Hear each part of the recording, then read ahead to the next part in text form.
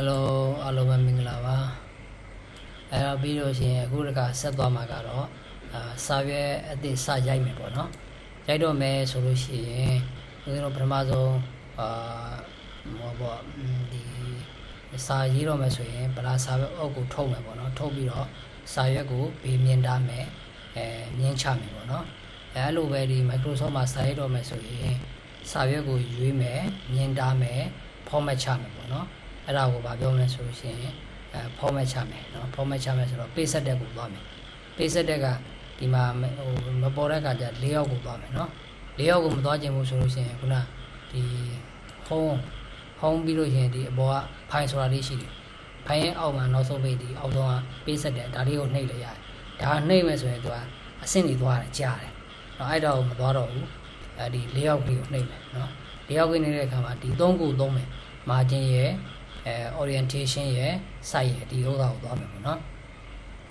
အဲ့တော့သွားမယ်ဆိုတော့ပထမဆုံး margin ရွေးမယ်နော်အဲ့တော့ margin လေးကိုနှိပ်လိုက်ပါဒါလေးကိုနှိပ်မယ်နော်နှိပ်လိုက်တဲ့အခါမှာဘေးမြင်ထားမယ်ဆိုတော့ဒီမှာသူ original ပေးထားတဲ့ design တွေရှိတယ်ဒါတွေမကြိုက်ဘူးဆိုလို့ရှိရင်ဒီမှာ custom margin ဆိုတာလေးရှိတယ်အဲ့ဒါလေးနှိပ်လိုက်နော်နှိပ်ပြီးဒီမှာမြင်ထားမယ်ပေါ့နော်မြင်ဘေးမြင်ဟောအထက်ကိုဘယ်လိုပိတ်မလဲအထက်ကို2 cm ထားမယ်အောက်ခြေကိုလည်း2เนาะဘယ်ဘက်ကို2ထားမယ်ဘယ်ဘက်ကိုကြတော့1လောက်ပဲထားမယ်1.5 လောက်ပေါ့ဘယ်ဘက်ဆိုတော့ဒီ channel လေးပေါ့เนาะဒီ channel လေးကိုညာဘက်ကိုကြတော့သူအပြည့်ထားမယ်เนาะ1 cm ရမယ်ထားမယ်1 cm ပေါ့ပြီးလို့ချင်းဒီအောက်ကဒါပြင်ရမလို့ဒီတိုင်းပဲသွားလို့เนาะဒီမှာပြင်ကျင်တော့ဒီမှာ normal ရှိတယ်4မျိုးပေါ့เนาะအဲ့တော့margin လေးကိုရွေးမယ်ဆိုရင်နှိပ်ကြည့်လိုက်မယ်ဒါလေးကိုရွေးခြင်းနဲ့ဆိုရင်ရွေးကြည့်လိုက်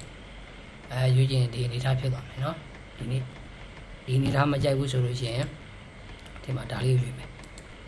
ဟောဒါကြတော့တမျိုးကြီးဖြစ်သွားတယ်เนาะအဲ့ဒါအဆင်မပြေဘူးဆိုရင်ဒီမှာဟောဒါကြလည်းသိအဆင်မပြေဘူးစာရိုက်မယ်ဆိုတော့ကြတော့normal ပဲကောင်းတယ်เนาะnormal လေးပဲထားမယ်เนาะ normal ထားပြီးလို့ရှိရင်ဒီမှာသူကဒီစာရွက်တွေရတုံးဟိုတဲ့ဒီ format နဲ့သွားမှလားလို့ပြောတာเนาะအဲ့ဒါဆိုလို့ရှိရင်ဒီမှာ whole document ဆိုရင်ဟုတ်တယ်ဆိုလို့ရှိရင်ဒီအနေပဲသွားမယ်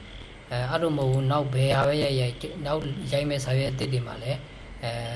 ဒီပုံစံနဲ့သွားမယ်ဆိုလို့ရှိရင်သူကဟောပေါ့ this point forward ကိုသွားမယ်ပေါ့နော်အဲ့တော့ဒါလေးကိုနှိပ်လိုက် this point ဒါထားပါတော့ဒီဟို whole document ပဲသွားမယ်နော်ဒီစာရွက်ကိုပဲသွားမှာဆိုတော့ဒါလေးပဲနှိပ်ရမယ်နော်ပြီးလို့ရှိရင်ဒီမှာ default လုံးမှာလားတဲ့ default ဆိုတာပုံသေးလုံးမှာလားမလုပ်ဘူးပေါ့နော်မလုပ်ဘူးဆိုရင်မနှိပ်နဲ့လုံးဝဆိုရင်နှိပ်လိုက်ပေါ့နော်ဒီ page set တက်ကတော့ခုနပြောသလိုဒီ Microsoft ဒါ page set တက်ပေါ့နော်ဒီမှာ margin အဲ့ပုံစံပေါ့နော်ဒီနေရာပဲပြန်ရောက်တာပေါ့နော်အဲ့ကကြတော့မထူဘူးအဲ့တော့အားလုံးပြီးပြီဆိုရင် ready ဖြစ်ပြီဆိုရင်ဒီမှာ okay နှိပ်မယ်နော် okay နှိပ်မယ်ဒီ layout လေးကိုနှိပ်ကြည့်လိုက်အောင် layout ကိုနှိပ်လိုက်တဲ့အခါမှာဘာရမလဲဆိုလို့ရှိရင်သူကဒီpage ရဲ့စာရွက် page ရဲ့ line တွေ border တွေနော်ဒါတွေပါမယ်ပေါ့နော်အဲ့တော့ဒီဟာကိုဒီလိုက်တာ margin မဲ့သွားမယ်ပြီးလို့ရှိရင်ဒီမှာ okay နှိပ်ရမယ်နော် okay ဒီနှိပ်လိုက်ဘာပဲဖြစ်ဖြစ်pick လုပ်မှာဆိုလို့ရှိရင်လည်းဖြစ်မလုပ်ဘူးဆိုလည်းဒီမှာ ignore တယ်လုပ်လိုက်နော်အဲ့ဒါဆိုရင်ဒီအနေထားလေးရသွားပြီနော်ဒီအနေထားလေးရသွားပြီကဲနောက်တစ်ခုဆက်သွားမယ်နော်အခုကဒါနားလိုက်မယ်